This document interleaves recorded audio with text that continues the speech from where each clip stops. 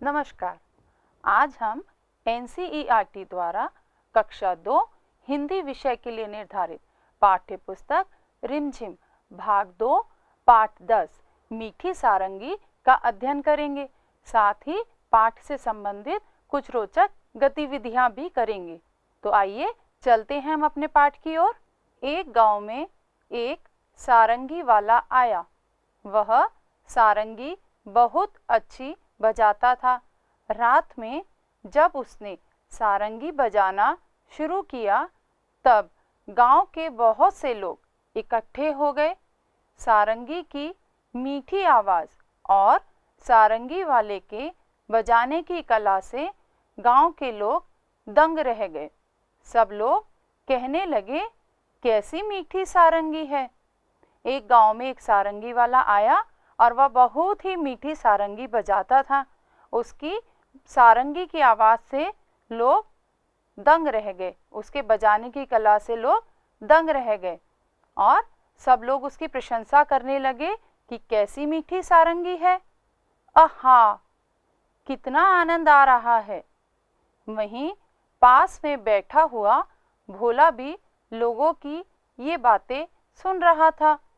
वह मन ही मन कहने लगा, इन लोगों को सारंगी बहुत मीठी लगी, लेकिन मेरा तो मुंह मीठा हुआ ही नहीं। ये सब झूठे हैं। थोड़ी देर बाद उसने सोचा कि शायद सारंगी वाले के पास बैठने से मुंह मीठा हो जाए। इसलिए वह सारंगी वाले के पास जाकर बैठ गया। जब लोग सारंगी वाले की प्रशंसा कर रहे थे तब वहाँ भोला भी बैठा हुआ था, लेकिन उसको सारंगी मीठी नहीं लगी। उसका तो मुंह मीठा ही नहीं हुआ।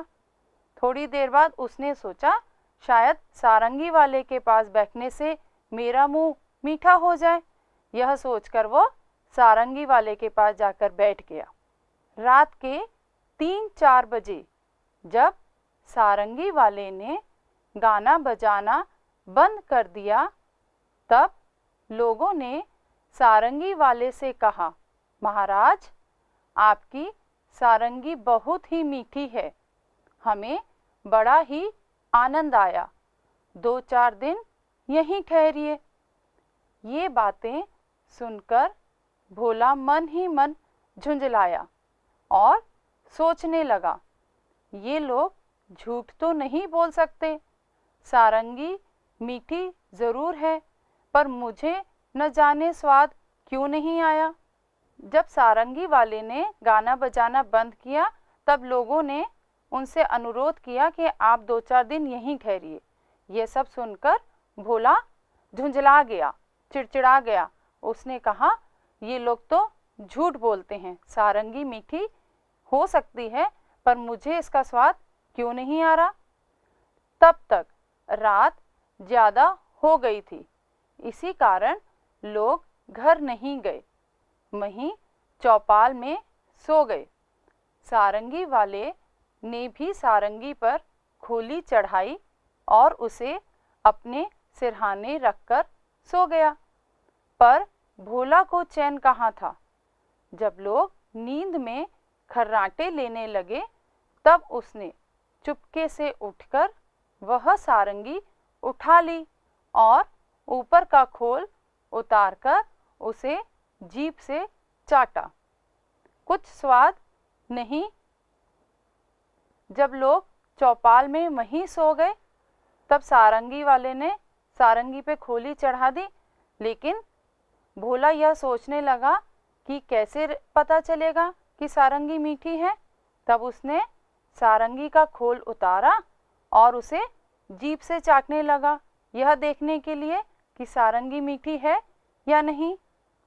अब उसने सारंगी को खूब हिलाया, उसके छेद को मुंह के पास लगाकर मुंह में उंडेला, पर सारंगी से एक भी मीठी बूंद नहीं निकली। वह लोगों की बेवकूफ़ी पर बहुत ही झुंझलाया। अब की बार उसने सारंगी को गांव से बाहर दूर ले जाकर फेंक दिया। वह लोगों की बेवकूफ़ी पर हंसता हुआ अपनी जगह पर आकर चुपचाप सो गया। अब जब उसने खोल उतारा, सारंगी का भोला ने उसे मुंह से चाटा और उसको मुंह के पास ले जाकर जो सारंगी का छेद था उसको मुंह पे रख के उंडेला। उसने सोचा इसमें से कोई रस निकलेगा। जब एक भी मीठी बूंद नहीं निकली तो वह और ज़्यादा गुस्सा हो गया। वह सारंगी को गांव से बाहर फेंक आया और यह सोचने लगा कि यह लोग तो बेवकूफ़ हैं और उनकी बेवकूफ़ी पर हंसता हुआ आकर चुपचाप सो गया। सवेरा होने पर जब सारंगी अपनी जगह पर नहीं मिली तो सब लोग और सारंगी वाला बड़े दुखी हुए। लोग कहने लगे, बड़ी मीठी सारंगी थी, पता नहीं कौन ले गया। जब सवेरा होने पर सारंगी नहीं मिली लोगों को तो लोग और सारंगी वाला दोनों बड़े ही दुखी हुए। वह लोग ये सोचने लगे ये तो बहुत मीठी थी सारंगी, पता नहीं कौन ले गया इसको। भोला इस बात को न सुन सका और गुस्से से बोला, क्या खाक मीठी थी? मैंने तो उसे अच्छी तरह चाटा था, उसमें ज़रा भी मिठास नहीं थी। तुम सब लोग झूठे हो और बाबा जी की खुशामद करते हो। लोगों ने पूछा, पर सारंगी है कहाँ? उसने कहा, गांव के बाहर पड़ी है। लोगों ने भोला की बेवकूफ़ी पर सिर पीट लिया। जब लोग आपस में बात कर रहे थे कि बहुत अच्छी सारंगी थी, मीठी थी, तब यह सुन के भोला को गुस्सा आ गया और उसने लोगों को बोला, वह तो बिल्कुल भी मीठी नहीं थी, मैंने उसे चाटा था और चख के देखा था, उसमें मिठास बिल्कुल भी नहीं थी।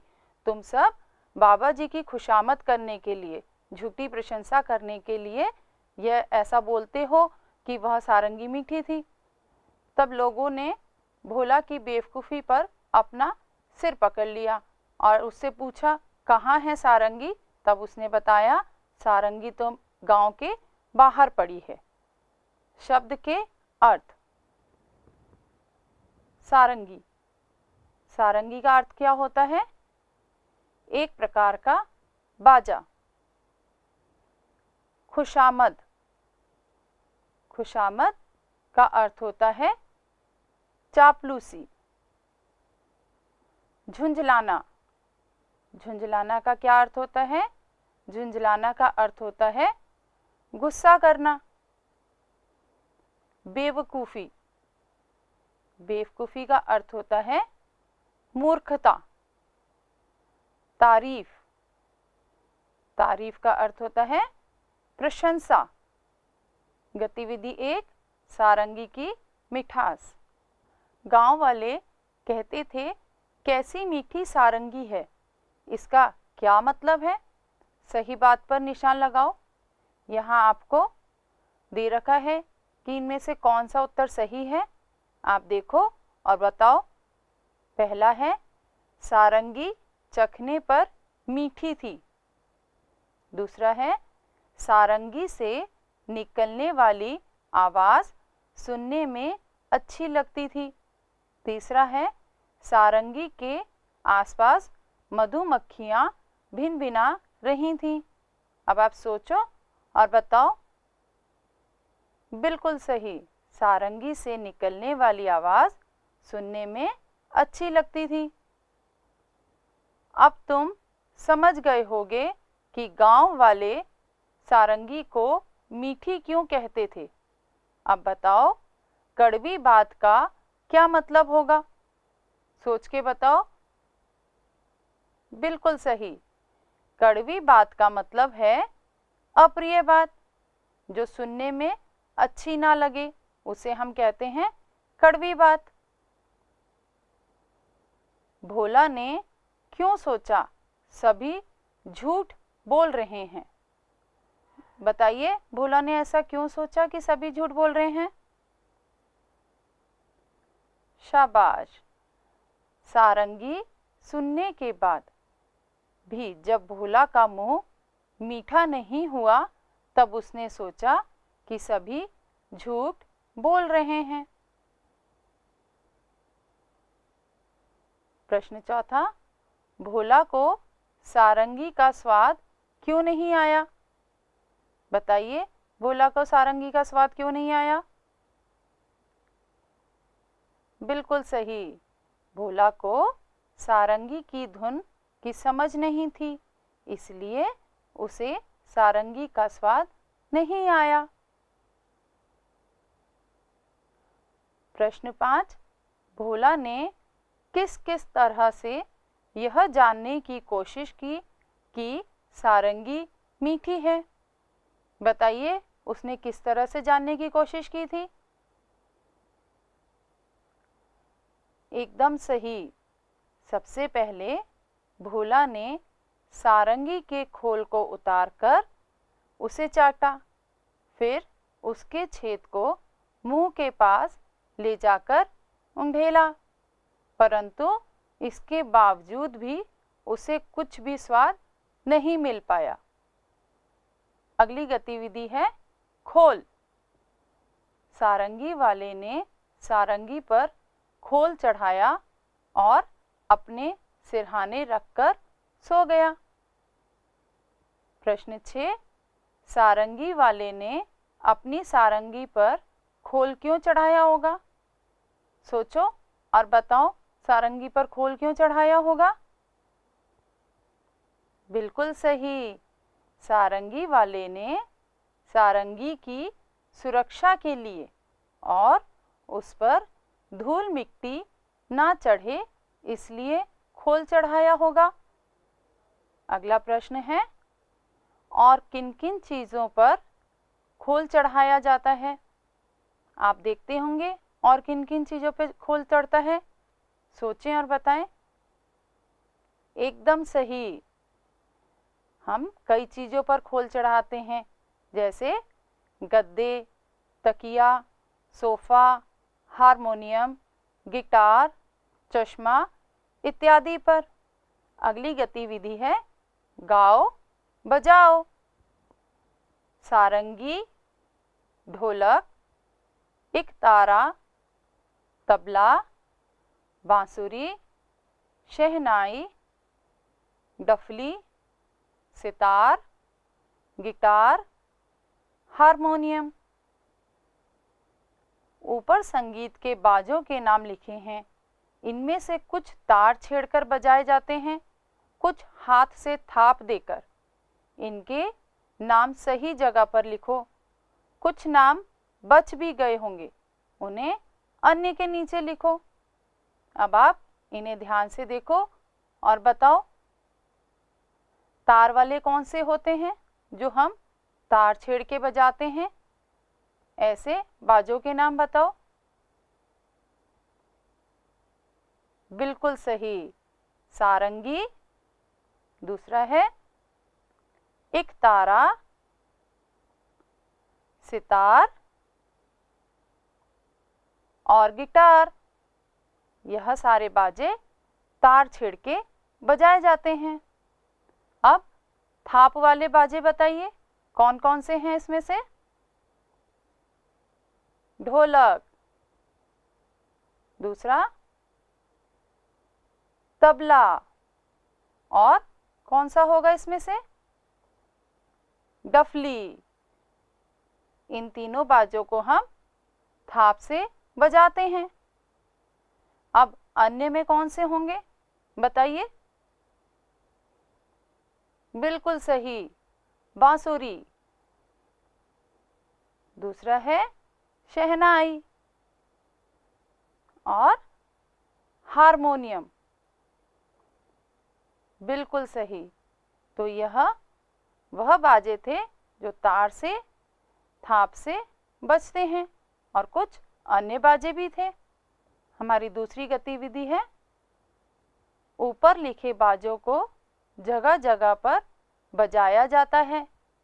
सोचकर लिखो, इन जगहों पर क्या क्या बजाया जाता है? सारंगी, ढोलक, इकतारा, तबला, बांसुरी, शहनाई, डफली सितार, गिटार, हारमोनियम। अब इनमें से बताइए किस किस अवसर पे बजाए जाते हैं? रेलगाड़ी या बस में इनमें से कौन सा बाजा बजाया जाता है? एकदम सही, एकतारा, डफली और बांसुरी।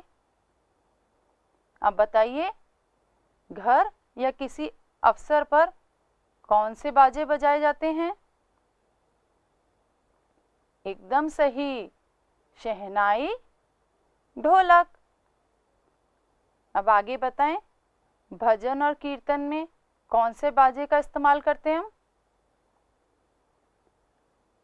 शाबाश, हारमोनियम और तबला। अब बताएं, स्कूल में किसी अवसर पर कौन कौन से बाजे बजाते हैं?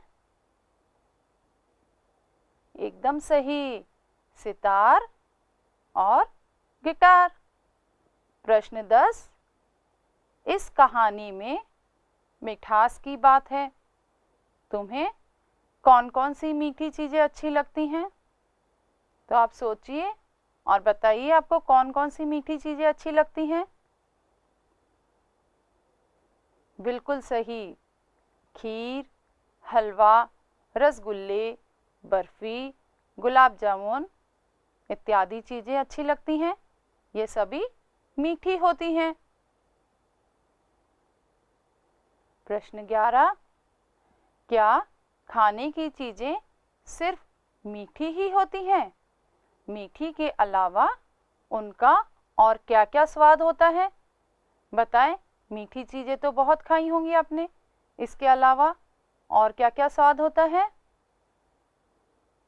नहीं, खाने की चीज़ें सिर्फ मीठी ही नहीं होती, इनका स्वाद नमकीन, कड़वा, तीखा या खट्टा भी हो सकता है। प्रश्न 12, नीचे लिखे शब्दों को बोलकर देखो। बांसुरी, बंसी, हंस, हंस। चलिए अब और आगे हम कुछ शब्द देखते हैं। प्रश्न 13, अब नीचे दिए गए शब्दों में चंद्रबिंदु या अनुस्वार लगाओ और देखो इन शब्दों का उच्चारण कैसा होता है। तो पहला शब्द है चाँद, चाँद। अब हम इसमें किसका प्रयोग करेंगे तो इसका उच्चारण सही हो जाएगा? चंद्रबिंदु का। तो हमारा शब्द होगा चांद। दूसरा शब्द है चदन, चदन। अब इसमें हम क्या प्रयोग करेंगे उच्चारण सही करने के लिए? बिल्कुल सही, चंदन। तीसरा शब्द है मागना, मागना। इसका होगा चंद्रबिंदु के प्रयोग के साथ मांगना। चौथा शब्द है मंगलवार। अब बताइए इसका सही शब्द क्या होगा? बिल्कुल सही, मंगलवार। अगला शब्द है सुदर। तो इसका सही शब्द बताएं, क्या होगा? एकदम सही, सुंदर। दूसरा शब्द देखें, झांसी।